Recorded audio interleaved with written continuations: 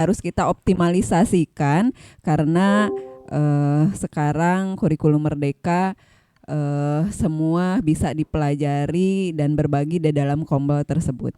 Pak Bahrudin, materi pertama minta tolong dibuka. Ya, kita harus tahu dulu, harus mengenal dulu komunitas belajar itu sendiri seperti apa. Karena komunitas belajar ini sekarang sudah dasar hukumnya sudah ada, ya. Ini dasar hukumnya berdasarkan surat edaran Dirjen GTK Kemendikbud nomor 4263 BHK.04.01/2023 tentang optimalisasi komunitas belajar. Di slide 3, Pak. Ya.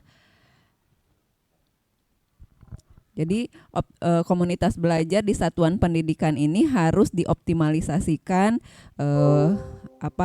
untuk tenaga pendidik maupun kependidikan yang ada di sekolah tersebut. Kemudian apa sih tujuannya? Tujuannya di slide selanjutnya kita penting untuk memahami komunitas belajar atau kombel. Selanjutnya, Pak. Ya, tujuannya adalah untuk meningkatkan kualitas hasil belajar murid. Sini, Pak. Ya, slide selanjutnya. Slide 4. Ini ke bawah. Iya. Jadi tujuan diadakan kombel itu tujuannya hanya berpusat kepada siswa, ya, tidak lebih dari situ. Ya.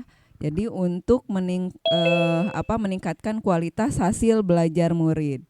Nah, sebelumnya saya ingin cek pemahaman dulu ya, Bapak Ibu semua di sini.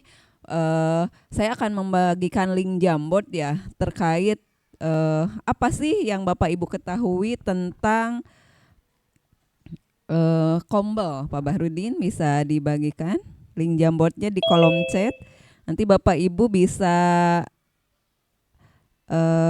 klik link tersebut dan bisa isi.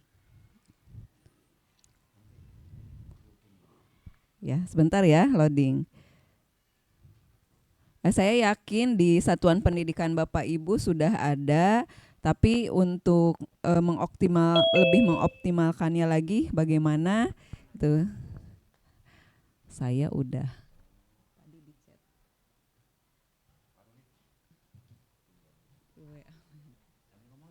ya di Oke. Baik, Bapak Ibu mungkin di sini saya melihat ada Ibu siapa ya? Bu siapa itu? Bu Rohiah 68 bisa dibuka, Bu? Bisa dibuka speakernya. Saya ingin cek pemahaman dulu tentang kombel, Bu Rohiah. Halo, Bu Rohiah?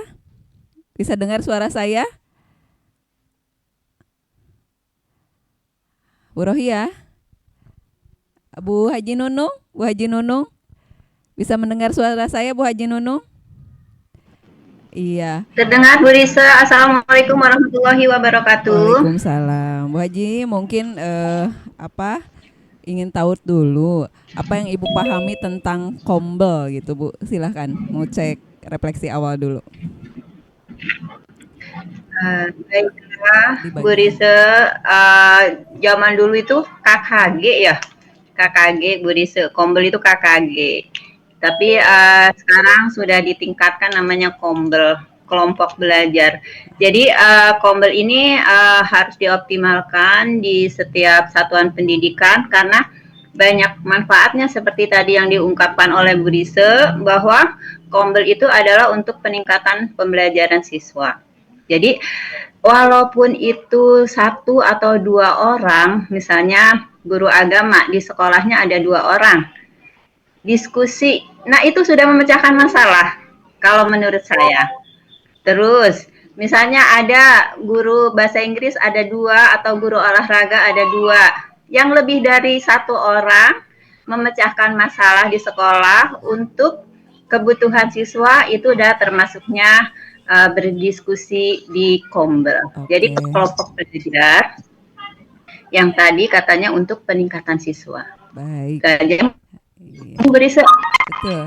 Alhamdulillah berarti kalau Bu Haji Nunung sudah tidak diragukan lagi ya, sudah memahami tentang kombel tersebut. Betul. Bapak Ibu silahkan kalau dilihat di kolom chat di situ saya sudah bagikan link Jamboard. Silahkan bisa diisi ya Bapak Ibu untuk mengetahui cek pemahaman tentang kombel itu sendiri. Tadi Bu Haji Nunung sudah memaparkan. Saya ingin tahu teman-teman apa sih yang dipahami tentang kombel? Silahkan diisi di kolom chat.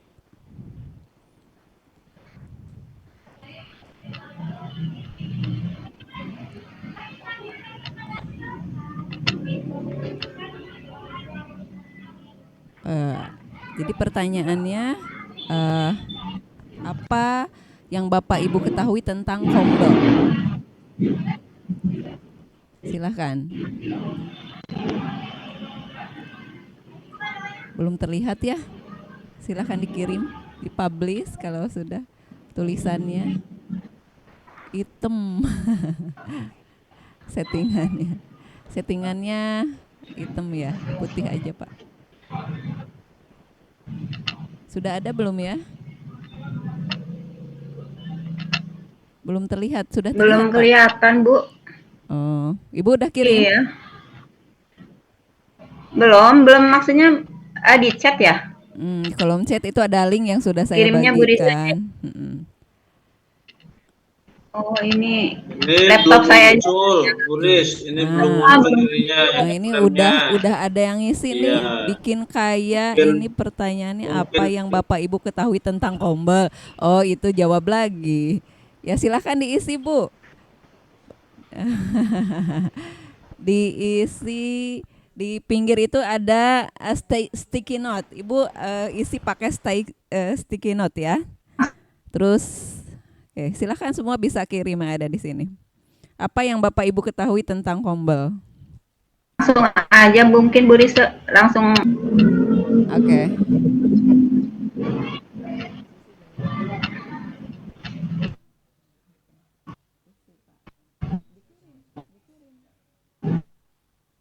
Udah ada ya Pak yang kirim jawaban?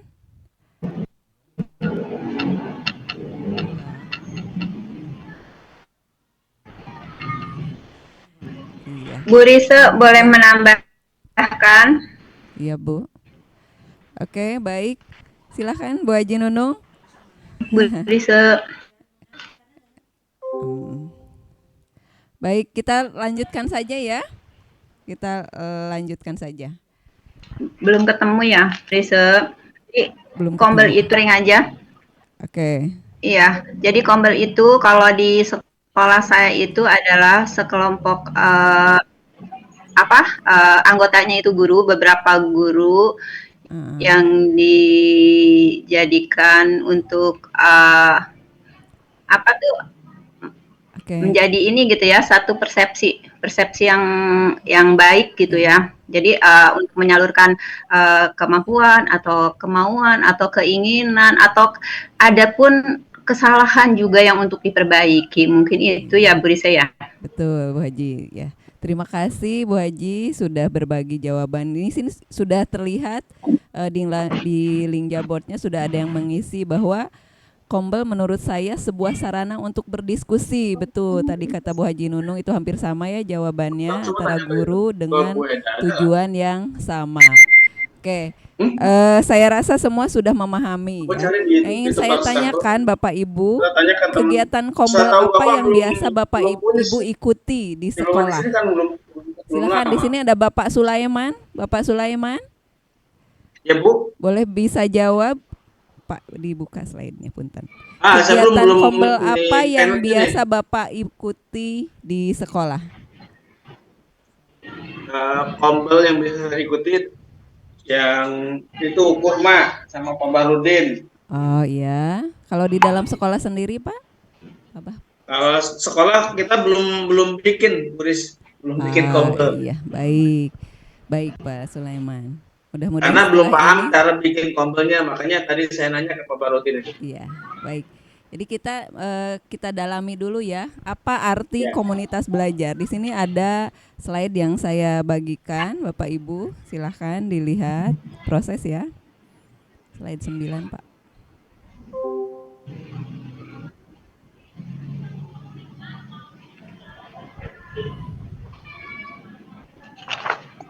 Slide nomor 9.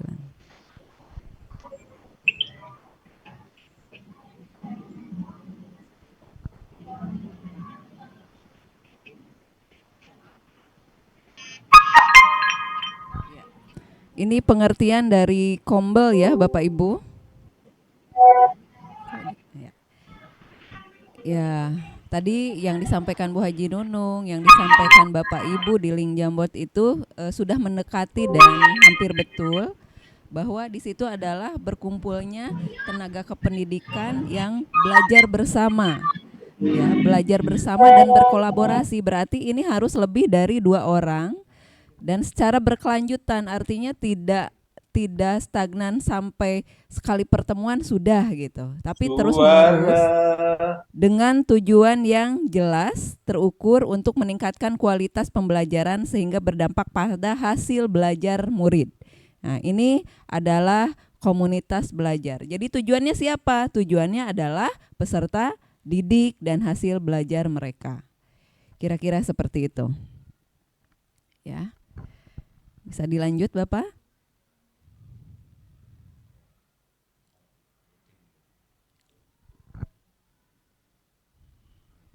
Ya. Ya. Jadi komunitas belajar itu sama dengan PLC ya, Professional Learning Community. Ya, ini kurang lebih sama. Jadi menurut ilmuwan Richard Dufort ini ada 5 dimensi untuk komunitas belajar bersama 3 ide besarnya. Pak Bahrudin mungkin bisa di slide selanjutnya. Apa 3 ide besar dalam komunitas belajar? Yang pertama itu harus berfokus pada pembelajaran. Jadi yang diobrolkan di komunitas belajar itu berfokusnya hanya pada pembelajaran, bukan arisan gitu ya, atau nanti jalan-jalan kemana ya, tapi fokusnya pada pembelajaran. Kemudian yang kedua, membudayakan kolaborasi dan tanggung jawab, karena Kombel itu sendiri harus lebih dari 1 orang ya, 2 orang itu sudah dimanakan Kombel ya. Kita lihat nanti bagaimana 2 orang itu bisa dikatakan Kombel. Kemudian yang ketiga, orientasinya harus pada hasil belajar dan pembelajaran murid, begitu ya. Oke, next Pak. Yang pertama fokus pada pembelajaran. Perlu diingat bahwa ada 4 pertanyaan kritis pada saat kita memfokuskan pada pembelajaran. Yang pertama, bagaimana agar apabila apa harapan kita ya terhadap murid dalam pelajaran tersebut ya. Yang kemudian yang kedua, bagaimana kita tahu bahwa murid sudah belajar hal tersebut. Yang ketiga, bagaimana respon kita jika ada murid yang tidak belajar. Dan yang keempat, bagaimana memperkaya materi untuk murid yang sudah mahir. Nah, ini nanti dibicarakan di dalam Kombel itu sendiri. Ya, jadi 4 pertanyaan kritis ini harus muncul pada saat berdiskusi di dalam komunitas belajar. Ya. Ide besar yang kedua, next Pak. Membudayakan kolaborasi dan tanggung jawab kolektif. Ya, kolaborasi itu tentunya harus bekerja sama, ya Bapak Ibu. Ya, kenapa? Karena tujuannya harus sama, ya, pemahamannya harus bersama, kemudian tanggung jawabnya harus bersama. Selain itu, punya rasa ketergantungan satu dengan yang lain. Jangan berpikiran seperti ini, ada ibu itu, udah biarin aja, saya nggak ikut juga nggak apa-apa. Tapi harus berpikiran bagaimana kalau tidak ada saya, komunitas akan berjalan atau tidak, begitu. Jadi mindsetnya harus disamakan dulu, begitu ya, karena ini tanggung jawab bersama. Kemudian yang ketiga, Bapak, Bisa dilanjutkan, harus berorientasinya pada hasil pembelajaran murid. Nah, oleh sebab itu, Bapak Ibu nanti bisa dibikin satu siklus dalam 1 bulan, ya. Pertama, Bapak Ibu mungkin berkumpul bersama teman-teman dalam satu kombel, refleksi awal, apa sih kebutuhannya gitu ya? Apa kebutuhannya sehingga dapat meningkatkan kualitas hasil belajar. Anggap satu contoh di sini, ternyata kita ingin pembelajaran menyenangkan. Bagaimana membuat ice breaking yang baik untuk anak-anak? Itu bisa direfleksi awal. Kemudian setelah itu minggu selanjutnya tetap ketemu lagi untuk membuat perencanaannya. Anggap di dalam satu komunitas itu ada 3 orang guru. Masing-masing membuat ide tentang membuat ice breaking, begitu ya. Nah, selanjutnya diimplementasi, diterapkanlah di dalam kelas, begitu ya. Nah, di dalam kelas, setelah diterapkan di dalam kelas, minggu berikutnya, minggu keempat nanti dievaluasi. Bagaimana ice breaking yang tadi diterapkan, yang sudah direncanakan itu diterapkan di dalam kelas, tentunya berbeda-beda. Mungkin di kelas Bu Susi anak-anak senang, di kelas Bu Tati ternyata pakai ice breaking itu tidak menyenangkan. Kenapa? Berarti ada yang salah, entah itu dalam prosesnya, ya. Anaknya mungkin sedang tidak mood atau Bu Tatinya sedang tidak mood, bisa saja itu terjadi. Sehingga nanti bisa dievaluasi. Begitu. Jadi berlangsung dalam siklus, satu siklus. Nanti bulan depannya lagi bahasannya berbeda lagi, begitu. Ya, jadi berkelanjutan. Oke. Jadi 3 ide besar itu berorientasi pada murid, pada pembelajaran dan kolaborasi, ya. Oke. Nanti Bapak Ibu bisa ambil materinya di SID ya, di SID di Kurma. Ya, jadi 5 dimensi yang bisa dibangun untuk komunitas belajar. Pertama, kepemimpinan, berbagi dan mendukung.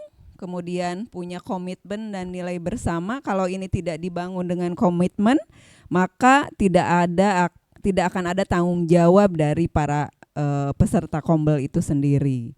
Kemudian pembelajarannya kolektif, begitupun penerapannya, ya. Jadi nanti bisa dalam satu fase A misalnya menerapkan itu bareng-bareng bersama-sama. Nanti evaluasi lagi kekurangannya apa, begitu ya. Kemudian berbagi praktik. Apabila ada guru yang praktik di kelasnya ternyata bisa diterapkan oleh teman-temannya, bagi di komunitas itu, begitu. Bisa di komunitas dalam sekolah, bisa di komunitas antar sekolah, misalnya kalau ada KKG, silahkan itu dibagikan.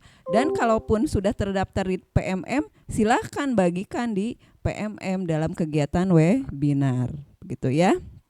Kemudian kondisi pun harus mendukung, baik struktur dan hubungan yang ada di dalam komunitas itu sendiri. Jadi itu 5 dimensi yang harus terbangun dalam suatu komunitas.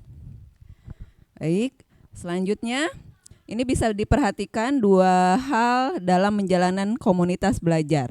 Yang pertama, fokus utamanya dari topik yang didiskusikan dalam kombel adalah seputar pembelajaran murid, ya Bapak Ibu, seputar pembelajaran murid. Jadi kalau bisa jangan ngebahas tentang arisan, beli baju gitu. Tapi 1 jam itu manfaatkan untuk masalah pembelajaran. Karena kombel ini masuknya di dalam jam efektif belajar gitu ya. Hanya 1 jam, boleh 1 jam dalam 1 minggu gitu. Nah, jadi terjadwal. Silahkan mau di hari Kamis, misalnya kalau di sekolah saya tiap hari Kamis gitu. Atau kalau sekolah negeri mungkin sepulang sekolah jam 1 biasanya gitu ya. Itu silahkan. Jadi 1 jam itu optimalkan untuk membahas tentang hal yang bersifat ke pembelajaran pada murid. Kemudian manfaatkan data hasil belajar murid dan hindari opini kolektif dalam menilai murid. Bapak Ibu, sekarang kan pembelajaran sudah diferensiasi ya. bisa jadi pada pelajaran PAI dengan pelajaran bahasa Indonesia itu berbeda anaknya, ya. Itu tidak bisa disamaratakan. Jadi hindari opini terhadap satu peserta didik, ya, karena bisa jadi di dalam satu pelajaran dengan pelajaran lain dia berbeda ketercapaiannya, begitu. Ya. Baik. Oke. Mungkin untuk materi pertama saya sampai di sini ya, karena saya menyampaikan 2 materi pada kesempatan ini. Saya ingin cek dulu pemahaman Bapak Ibu semua tentang pengenalan komunitas belajar. Pak Bahrudin bisa bagikan link Padletnya. Bapak Ibu silahkan setelah mengisi link Padlet ini Bapak Ibu bisa isi ya. Saya ingin cek pemahaman terkait materi yang sudah saya bagikan.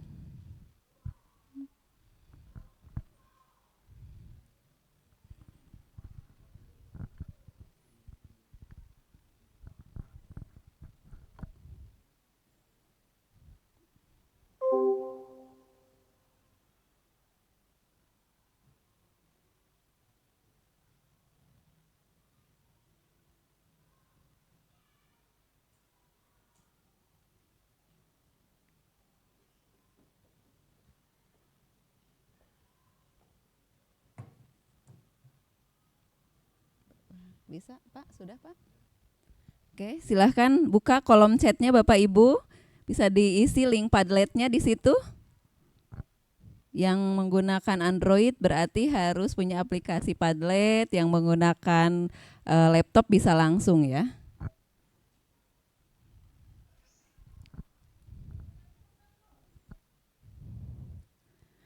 Pertanyaannya di situ, apa yang Bapak Ibu ketahui tentang Kombel atau komunitas belajar?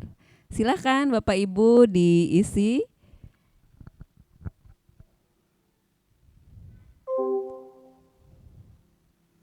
Ya, klik dulu yang tambah, nanti ada subjek.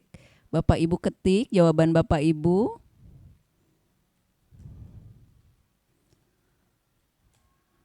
Nah, setelah diketik nanti publikasikan, ya.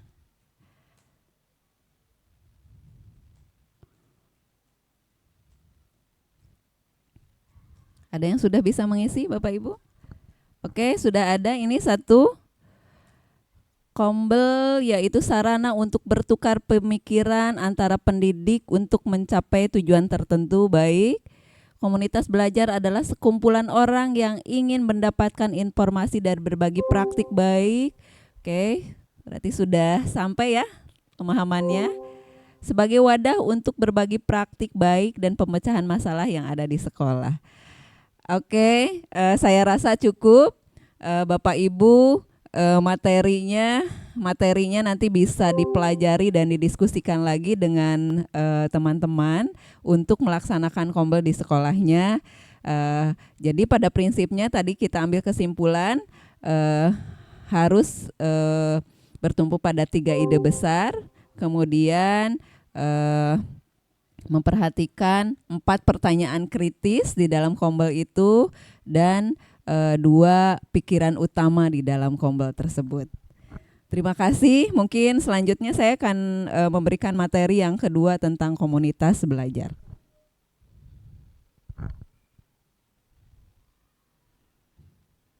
Mohon maaf karena ini waktunya kan masih ada 1 pemateri lagi ya.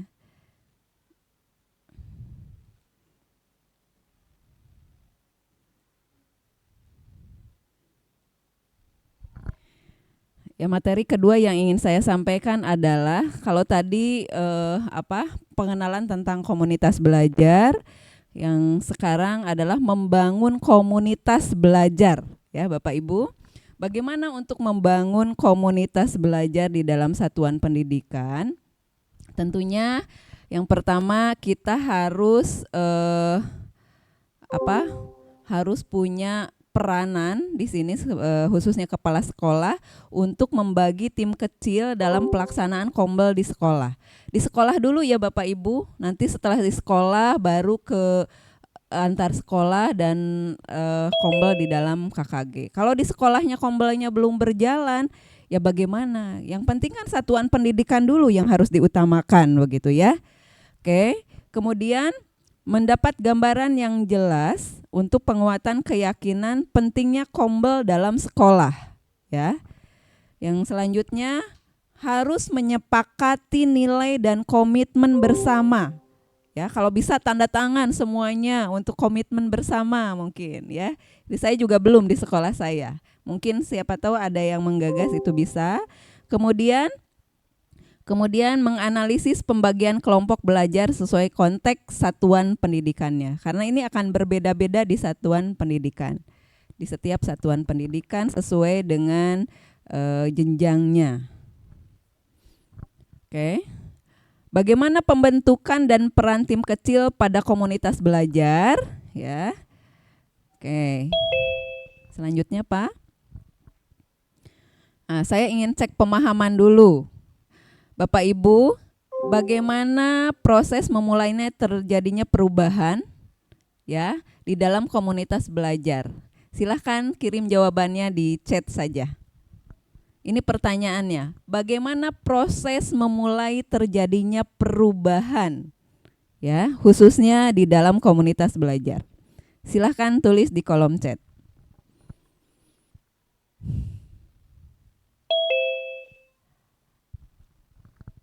Pertanyaannya bisa dilihat di slide dan jawabannya dicantumkan di kolom chat.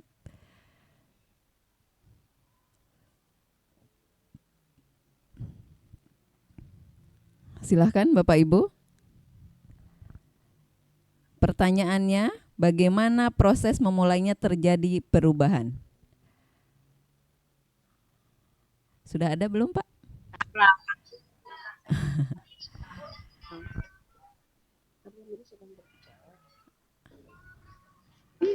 Belum, baik. Sudah ada Bu Susi?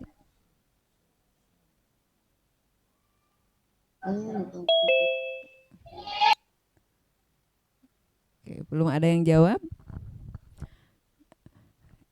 Baik, kita teruskan nanti sambil menunggu jawaban, nanti bisa sambilan ya. Dalam konteks komunitas belajar, apa kaitan antara tim kecil dengan proses memulai perubahan? Ya, ini sangat penting sekali karena dari tim kecil ini akan menjadi bagian yang sangat komprehensif ya nantinya.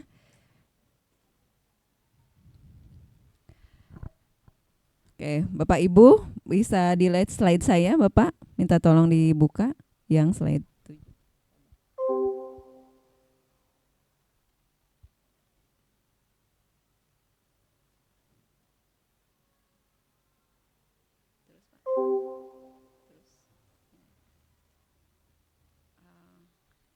Slide ke-7. Ke atas, Pak. Oke, ya, yang tim kecil. Bapak Ibu bisa perhatikan slide yang di depan. Jadi pertama kali kita membuat kombel itu dari komunitas belajar sekolah dulu, ya. Kepala sekolah membuat tim kecil sebagai langkah awal membangun komunitas. Ya, tim kecilnya itu seperti apa? Ya, nanti akan diterangkan pada slide selanjutnya. Ya, tim kecil ini nanti misalnya dalam satu sekolah itu ada KKG sesuai dengan mata pelajaran misalnya. Nah, itu Bapak Ibu pisahkan tim-timnya ya. Dan yang kedua, kepala sekolah memilih salah satu guru untuk menjadi fasilitator di dalam tim tersebut yang dinilai memiliki kualitas sebagai pemimpin yang memiliki pengaruh kuat dalam hal positif sebagai anggota dari tim kecil tersebut. Ya, jadi ini yang akan memfasilitasi tim kecilnya dalam melakukan komunitas belajarnya. Ya. Itu yang pertama. Berarti setelah membuat tim boleh di SK-kan, sangat boleh ya, agar nanti dalam prosesnya menjadi lebih baik lagi. Kemudian Bapak bisa dibesarkan Pak.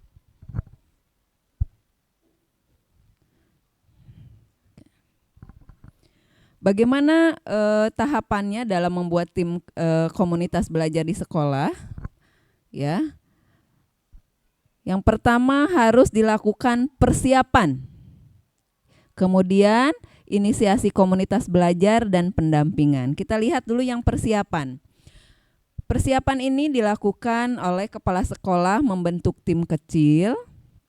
Ya, tim kecil ini berupa KKG yang ada di sekolah. Saya contohkan. Misal kurikulum merdeka ini 1, 2, 4, 5 ya. Pilih anggap fase A. Setiap fase A itu dikumpulkan gurunya menjadi 1 KKG misalnya. Nah, berapa guru di situ? Ya. Kalau misalnya kelasnya paralel ada 5, boleh, berarti KKG fase A di situ. Kemudian kumpul lagi KKG fase B. Nah, itu sudah 2 komunitas ya, tim kecil. KKG fase C. Nah, ada berapa guru mapel di situ? Misal guru PAI-nya ada 3. Nah, dia tergabung dengan guru PAI lagi. Berarti udah 4 ya, 4 KKG, satunya PAI. Misalnya ada guru olahraganya lebih dari 1, berarti guru olahraga itu berkumpul dengan guru olahraga lagi. Nah, itu dia sudah menjadi tim kecil lagi. Atau guru seninya lebih dari 1, dia sudah berkumpul lagi. Kalau hanya satu-satu bagaimana? Ya dia masukkan saja ke fase di mana dia mengajar, begitu ya Bu. Misal masukkan saja ke fase A. Gitu. Nah, setelah itu kepala sekolah memberikan penguatan pentingnya Kombel dalam tim kecil tersebut, ya. Setelah itu menganalisis kondisi murid untuk kebutuhan pembagian kelompok belajar, sehingga pada saat komunitas itu berjalan, ya, para dewan gurunya tepat apa yang harus dikerjakan oleh mereka dalam melakukan kegiatan di Kombelnya. Kemudian pada tahapan inisiasi komunitas belajar, ya, terdapat sesi penguatan pentingnya Kombel bersama seluruh PTK, dan ini harus dievaluasi dan direfleksi, kalau bisa 1 minggu sekali, kalau tidak bisa 1 bulan sekali, begitu ya. Ingat di dalam tim kecil itu harus ada fasilitator, ya, fasilitator yang mempunyai komitmen dan bisa diikuti oleh teman-temannya. Kemudian pada saat pendampingan, ya, tim kecil menjadi teladan dalam menerapkan nilai dan komitmen bersama. Jadi semua misalnya sudah punya jadwal mau bertemu setiap hari Rabu misalnya 1 jam setelah jam pelajaran. Nah, itu silahkan ya dibuat jadwalnya setiap 1 minggu sekali. Oke. Nah, ini saya langsung saja karena waktunya juga sebentar lagi. Iya. Oke. Komunitas belajar dalam sekolah. Di sini mengubah budaya kerja yang terisolasi dari sendiri-sendiri menjadi budaya yang kolaborasi. Kemudian meringankan kerja guru. Artinya perencanaan pembelajaran bisa dirancang bersama-sama, begitu. Apabila di dalam KKG-nya itu sudah disepakati, begitu ya Bapak Ibu. Oke. Nah, jadi setiap anggota mempunyai kemauan untuk mendengarkan dan mendengarkan dan memberikan pendapat. Ya, oke. Apa saja sih yang harus berorientasi pada pembelajaran itu? Mulai dari perencanaan pembelajaran, materi ajar, dan mengevaluasi. Ini yang bisa dibicarakan di dalam Kombel, ya. Terus kelompok belajar terdiri dari guru-guru yang memiliki relevansi yang mirip. Tadi saya katakan kalau misalnya dalam 1 fase boleh dalam fase tersebut, kalau ada guru mapel yang sama boleh disatukan gitu. Itu sudah menjadi Kombel. Pak, slide selanjutnya Pak. Oke, Bapak Ibu mungkin bisa melihat tulisan yang berwarna merah di sini. Oke, saya ini konteks di SD ya. Saya contohkan yang di SD.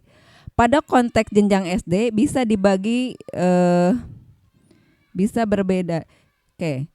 Jika satu tingkatan memiliki rombel yang banyak, maka bisa saja ada kelompok belajar kelas 1, kelas 2, dan seterusnya. Namun jika setiap tingkatan hanya terdiri dari satu rombel, maka kelompok belajarnya bisa saja kelompok kelas kecil yang terdiri dari kelas 1 sampai kelas 3. Nah, itu berarti boleh digabung ya, kelas 1, 2, dan 3 gitu. Kalau kelasnya tidak paralel misalnya. Tapi kalau kelasnya paralel, kelas satunya ada 3 kelas, boleh, berarti hanya guru kelas 1 saja. Atau fase A boleh 1, 2 misal, itu boleh. Jadi silahkan Bapak Ibu Kepala Sekolahnya melihat pemetaan terhadap satuan pendidikannya. Kemudian kelompok besar yaitu guru kelas 4 sampai kelas 6 itu boleh disatukan. Berarti sudah 2 KKG di situ, atau dibentuk tim per fase tadi yang saya katakan, kelompok belajar guru fase A, fase B, dan fase C. Begitu ya Bapak Ibu. Nah, ini nanti bisa dimulai dari sini. Sedangkan untuk guru mata pelajaran di SD seperti guru PJOK, pendidikan agama, dan lainnya menggunakan konsep seperti jenjang SMP dan SMA.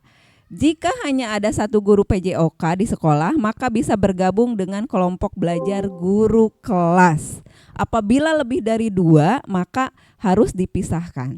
Begitu ya. Jadi kalau ada hanya satu, masukkan saja ke guru kelas di mana dia mengajar. Begitu. Mungkin sampai sini ya. Komunitas itu sendiri Bapak bisa lihatkan slide yang ini Pak, nomor halaman 23. Ya, komunitas itu sendiri ada 3, dalam sekolah, antar sekolah, dan komunitas di PMM. Untuk komunitas di PMM mungkin waktunya juga kalau nanti setempat ya Pak di akhir kita sampaikan, karena masih ada satu pemateri lagi. Kalau Bapak Ibu belum memiliki, nanti boleh langsung bertanya ke Pak Bahrudin gitu. Kalau tidak sempat ya, tapi kalau masih sempat nanti kita tutorialkan cara membangun komunitas di PMM itu sendiri. Kalau bisa saya tanya Bu Risa. Oke, Bapak Ibu sekalian, sebetulnya saya sudah membuat ya ininya, cuma karena waktulah yang tidak bisa panjang lebar.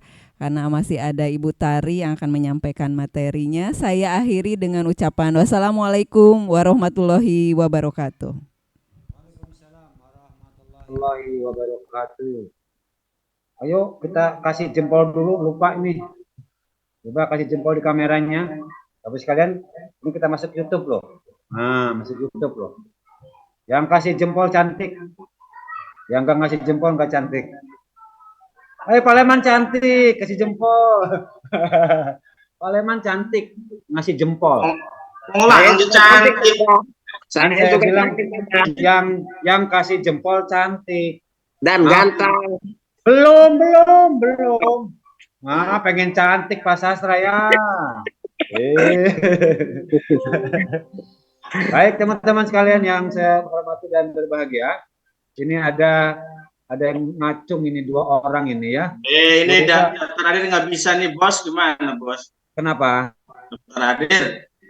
Daftar hadir. Akun belajar kalau enggak sudah saya tutup buka. Jadi di Kurma itu memang saya skip khusus akun belajar karena Prada belum bisa masuk. Ini diindikasikannya HP atau laptop Bapak Ibu sekalian belum bersahabat dengan akun belajar. Ini juga saya laporkan ke Pak Korwas tuh nggak bisa masuk. Kenapa Belum alasannya? bisa, Pak Karena Rudi. akun belajarnya belum ditempelin di situ. Oke? Pak Baik. Rudin belum bisa absennya. Sudah, Bu, coba lagi aja, Bu. Sudah pakai akun belajar Pak saya. Coba lagi silakan, Bu. Udah saya buka. Baik, Bapak. Bapak Ibu saya hormati, sudah ada 2 yang ngacung. Nggak jadi ngacung, nggak jadi. Ayo Pak. Lanang jeung ngacung. Ya. Lanang jeung ngacung. Ditegur jadi ngacung. Udah tadi, udah malam ngacungnya. Hus. Baik, Bapak saya hormati, kita lanjutkan saja pertanyaan, nanti kita rangkum menjadi satu setelah pemateri ini Bu Lestari ya. Bu Lestari, halo. Halo Pak. Mana Suara saya tunjukkan terdengar? suaramu, wajahmu. Nah, ini Bu Lestari Sudah ya. on cam Pak. On Suara cam. saya terdengar jelas kan ya Pak? Oh, sangat jelas. Terima Pak Leman kasih. jelas gak ini? Jelas. Jelas. Kalau Papa enggak. Nah, Kalau Papa baik. enggak Bang jelas. jelas. Betul. Kita mau jelas. Kalau Orang yang Bu Wadon Lestari jelas mau Wadon jelas. mah. Baik, Mas sekalian, sebelum ke Bu Ike, saya coba menyampaikan apa namanya buku Ike ini, Bu Ike, Bu Tari Bu apa? Lestari. Oh, Bu Lestari. Saya jadi grogi nih kalau melihat Bu Lestari. Bu Ya. Lestari. Saya bacakan sebentar dulu biar Bu Lestari yang akan melanjutkan. Punya waktu 30-an menit buat Bu Lestari. Saya bacakan ini Bu Lestari Estelle Darci. Apa itu Estelle Darci ini ya? CP. CP juga apa ini? Nah, personal profile. Nah, ini kan Lestari punya di MPD guru IPS di SMP 1 Rangkas Bitung. Wong Rangkas, Pak Andang. Iya, urang Rangkas. Urang Rangkas. Bukan Kaleman uang. apa? Rangkas mah bukan uang, awas ya. Ya. Kemudian ini beliau juga sebagai sekretaris komunitas praktis guru penggerak angkatan 2 Kabupaten Lebak dan ketua komunitas praktisi SMP 1 Rangkas Bitung yang nama komunitasnya adalah Kompras. Ya, Kompras ya. Namanya Kompras. Ya. Akademiknya ini sekolahnya di UNJ S1-nya. Di S2-nya juga UNJ. Pak Andang dorong beres. Guru SMP 1 Rangkas Bitung, guru penggerak angkatan 2, pengajar praktik angkatan 6, pengajar praktik angkatan 9, 2 kali daftar di Pak Andang. Kaleman. Karyanya ini ada pendidikan di Tanah Jawara, membuat buku ya, kumpulan cerpen, antologi, bunga rampai, luar biasa ini. Penghargaan guru penggiat literasi Kabupaten Lebak, penulis opini Perpustakaan Nasional 2020 dan selanjutnya. Nah, demikian ini adalah kurikulum fit dari Ibu Lestari Kurniawati. Kenapa kami juga berkolaborasi dengan Bu Lestari? Ini saya ambil hikmahnya, ambil petik bahwa Bu Lestari ini menjadi inspirasi bagi komunitas kurikulum merdeka yang di Cilegon khususnya yang saya asuh, karena beliau rajin menulis gitu kan. Dia ketua di mana-mana. Iya, ketua relok balik kayaknya Bu Lestari kian neng online bae. Yo. Ya, baik tidak berlama-lama Pak Leman wis protes pengen Bu Lestari berbicara. Mangga Bu Lestari saya silakan juga bisa Kelvin. Buat kesimak itu juga ada itu. Terima kasih. Atau boleh dibantu juga nggak masalah sih Pak. Ada yang itunya. Coba saya disimak juga ada. Pandang Bu. Sudah nampakkah Bapak Ibu? Ada Bu. Ada. Terima kasih. Bismillahirrahmanirrahim. Assalamualaikum warahmatullahi wabarakatuh. Waalaikumsalam warahmatullahi wabarakatuh. Ini jam saya jam rawan ini. Udah mulai lapar, udah mulai Ayah kopi kehilangan Bu, fokus ayah kopi. kayaknya. Oh, ada kopi. Makasih. Tapi sebelumnya saya ingin tahu nih reaksi Bapak Ibu melalui jempol atau emoticon yang lainnya supaya saya merasa tidak sendiri atau hanya berdua dengan Pak Andang saja ya. Ayah Pak, Ibu, ayah Bu. Oke.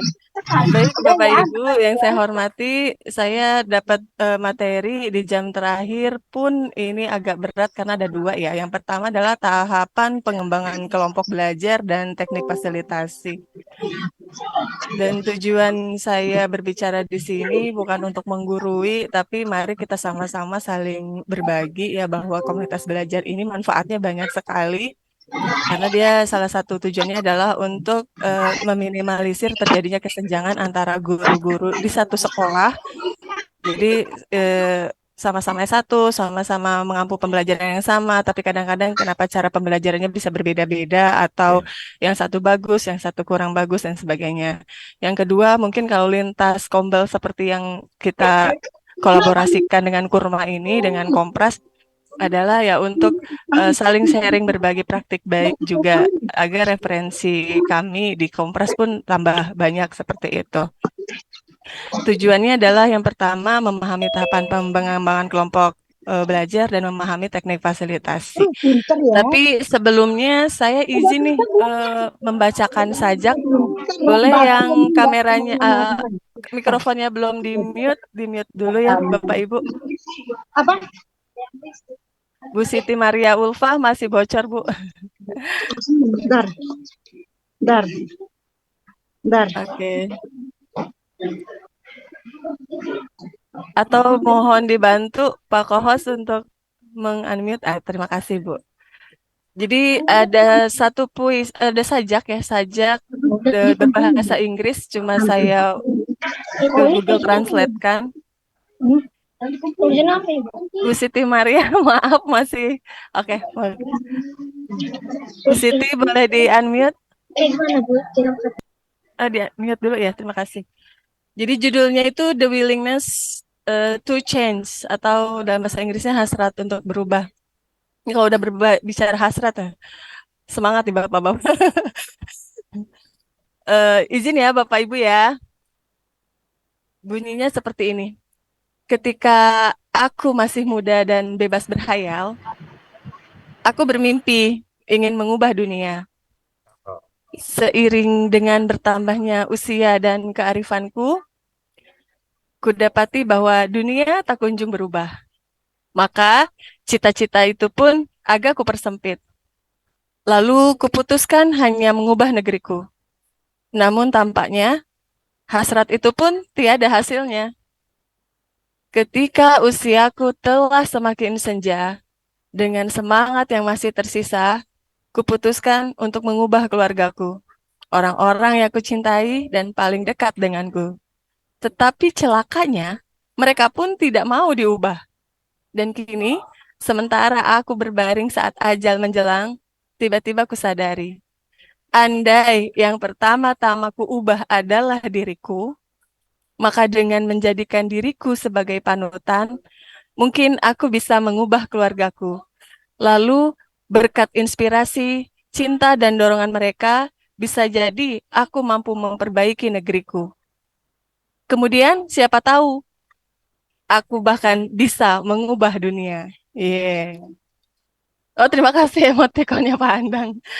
Boleh Bapak Ibu setelah mendengar tapi Waleman terpesona. Suara saya merdu ya, yang lain cari ini. Baik Bapak Ibu, kira-kira dari sajak yang tadi saya bacakan, nilai apa sih atau pesan apa yang Bapak Ibu bisa ambil? Boleh di-share di kolom chat.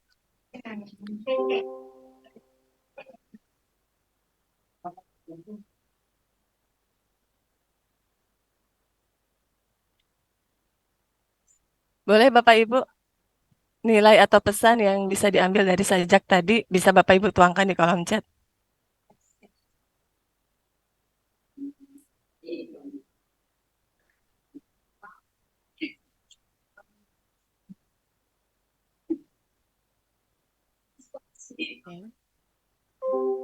Keikhlasan dalam mengabdi, kata Pak Sastra.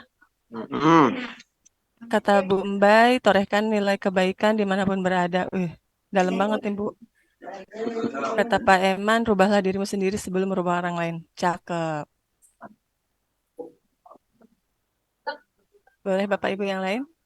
Atau sudah mewakili? Proses memulai perubahan diawali aturan. Oh, itu yang tadi. Sajak itu merubah untuk diri sendiri sebelum merubah orang lain. Nah, udah kena nih. Bu Herlina dimulai dari diri sendiri. Bu Wahyuniati fokus pada diri sendiri dulu sebelum merubah orang lain. Baik, berarti kita udah satu frame ya Bapak Ibu, sudah satu frekuensi. Betul, untuk membangun komunitas dan menggerakkannya itu bukanlah hal yang mudah, karena kita tidak berhadapan dengan robot, tapi kita berhadapan dengan isi pemikiran setiap manusia yang berbeda-beda, dengan background pendidikan yang berbeda-beda, dengan pola pendidikan di rumah dan budaya masing-masing itu sangat amat different.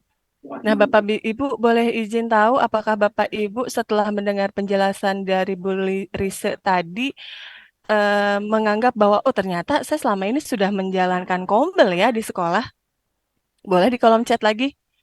Karena tadi kan ciri-ciri kombel itu berpihak pada murid, isi obrolannya terkait pembelajaran yang eh, masalah dan ingin berusaha untuk memperbaiki meskipun obrolan itu baru selentingan-selentingan di ruang guru jam istirahat. Boleh? Kalau begitu, apakah Bapak Ibu sudah merasa pernah eh, punya komunitas belajar dengan sesama guru? Bu Meldiasi bilang guru harus berubah sesuai dengan keadaan zaman dan merubah diri sendiri dan sebelum merubah orang lain. Oke, ini kayaknya udah ke modul 1.1 filosofi KD ini, Bu Meldiasi. Terima kasih Bapak Ibu opininya. Tapi sebelumnya apakah Bapak Ibu merasa sudah pernah melakukan percakapan yang diinginkan dalam sebuah kombel? Dan ternyata itu adalah komunitas belajar gitu. Ya sudah Bu. Sudah ya, oke baik. Berarti bagaimana nih untuk mengembangkan kelompok belajar di sekolah atau di antar institusi atau di kelompok belajar daring atau PMM. Nah, menurut Tukman tahun 1965 dia mengatakan bahwa nanti ketika Ibu mulai melakukan pengembangan komunitas belajar itu ada 5 tahapan. Yang pertama tahapannya adalah forming, yang kedua storming, yang ketiga norming, yang keempat performing, dan kelima adjourning. Pokoknya ning-ning, ing-ing ujungnya. Berarti sedang. Artinya komunitas belajar itu adalah sebuah proses yang tidak ada ujungnya seperti itu. Kita spill satu persatu ya Bapak Ibu. Apa sih itu forming? Forming itu adalah fase awal pembentukan kelompok di mana tuh orang-orangnya atau guru-gurunya di dalam kelompok tersebut biasanya baru pertama kalinya bertemu, tapi bukan bukan dalam hal pertemanan ya atau sosialisasi, melainkan barangkali untuk membicarakan secara serius terkait permasalahan pembelajaran di kelasnya masing-masing. Nah, biasanya pada fase ini Bapak Ibu tuh dituntut untuk saling mengenal satu sama lain dulu permasalahannya apa dan tujuan dari pembentukan kelompok belajar itu seperti apa. Nah, nanti ada kecenderungan untuk menghindari konflik dan mencari persetujuan. Nah, fase forming ini seringkali diawali dengan sikap yang sopan dan lebih formal. Flashback saja bagaimana dulu mungkin Bapak Ibu memulai untuk MGMP, merintis, mengembangkan hingga besar sampai seperti sekarang ini. Seperti itu. Atau mungkin di KKG, MKKS yang setiap beberapa tahun sekali mungkin ada guru yang kepala sekolah yang keluar masuk. Nah, seperti itu kan harus ada tahap awal lagi, forming lagi, bagaimana dia melakukan adaptasi dan sebagainya. Nah, apa indikator dari tahapan forming ini, Bapak Ibu? Ternyata pada saat tahapan forming ini indikatornya ada anggota kelompok yang cenderung berperilaku sopan saat berinteraksi dengan anggota kelompok lainnya. Yang kedua, membangun hubungan dengan orang lain dalam kelompok secara pribadi tadi. Begitu di MGMP, kelompok belajar sekolah, maupun di PMM. Yang ketiga, menghindari kontroversi. Biasanya kalau anak-anak baru atau guru-guru baru gabung gitu kan, habis pindahan, habis mutasi, atau capsek yang habis dirotasi, itu biasanya masih jaim-jaim. Biasanya ikut dulu gitu, ikut arus. Nah, nanti ada kelompok-kelompok kecil mulai terbentuk tuh. Bagaimana misalnya, saya IPS kelompok kelas 7 misal. Oh, saya IPS kelas 8, saya IPS kelas 9. Nah, itu mulai mulai terbentuk seperti itu. Jadi mulai mulai mengcoding sendiri sesuai kebutuhan. Kalau kalau kita ngomongin pemateri pelajaran secara kelompok kecil itu lebih terfokus Bapak Ibu. Nah, nanti ada kenyamanan di situ di mana merasa diterima dalam kelompok. Nah, nanti mulai ditentukan apa tugasnya, prosesnya seperti apa, dan pengambilan keputusannya siapa. Mungkin nanti ada terbentuk struktur organisasi dan sebagainya. Dan diskusi dan membicarakan hal-hal di luar tugas untuk membangun kedekatan. Nah, di dalam tahapan forming itu juga ada tahapan bagaimana Bapak Ibu, baik itu selaku inisiator kombel maupun peserta kombel itu sendiri harus mengelola kehendak. Tadi yang saya bilang bahwa komunitas belajar itu bukan bukan suatu yang sifatnya kaku, tapi dinamis bagaimana kita kehendak orang lain untuk ikut dan aktif dalam organisasi dan komunitas. Jadi kalau di awal tuh kan giat, tapi kesananya kok makin makin menyusut ya. Seperti di tadi pagi itu kan ini peserta ada partisipan ada 100 lebih. Sekarang udah di jam 11.16 itu udah 84. Nah, itu kan berarti ada penurunan kehendak gitu. Seperti itu. Atau kita juga harus memaksakan kehendak adalah salah satu bentuk perbuatan yang menjurus pada kekerasan. Nah, harus mengelola kehendak itu. Jangan sampai kita memaksakan kehendak yaitu memunculkan ego-ego pribadi seperti itu. Dan bagaimana caranya kita harus punya kehendak akan muncul apabila ada keterhubungan yang kuat dan keselarasan antara tujuan komunitas dan tujuan anggotanya. Oleh karena itu, sarannya adalah seorang penggerak komunitas belajar perlu membuat anggota komunitas betul-betul memahami tujuan lahir dan bergeraknya ke komunitas belajar.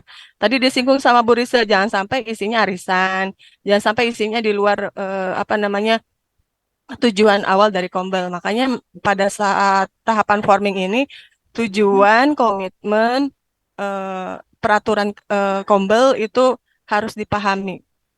Betul-betul. Nah, bagaimana supaya setiap anggota itu memahami tujuan dari Kombel, kita juga harus memahami situasi kontekstual dari permasalahan kita di sekolah, seperti itu. Apa misalnya memahami kontekstual permasalahan yang dihadapi masing-masing komunitas belajar yang sangat diperlukan. Contoh komunitas praktisi itu terbentuk tahun 2021 Bapak Ibu saat PJJ. Nah, di mana kebutuhan mendasar seorang guru adalah diajak berlari dalam IT, di mana guru dituntut untuk bisa membuat LKPD learning atau modul-modul ajar yang bisa dijadikan seperti Google Form, bikin PowerPoint dari Canva dan sebagainya. Nah, itu kan kebutuhan pada saat itu. Nah, kebutuhan pada saat itu adalah berarti memahami permasalahan kontekstual. Apa sih sebenarnya yang dibutuhkan guru-guru di komunitas belajar di sekolah? Bisa jadi itu diambil dari cerita-cerita yang sering kita dengar. Misalnya, si anak ini kebanyakan sering bolos ya atau bagaimana, berarti kan ada masalah disiplin. Nah, untuk masalah disiplin itu bisa diatasi dengan apa? Misal membuat budaya positif. Apa itu budaya positif? Nah, bisa belajar sama-sama di PMM terkait budaya positif dan sebagainya. Lanjut, untuk memahami situasi kontekstual juga tidak hanya permasalahan komunitas belajar, tapi juga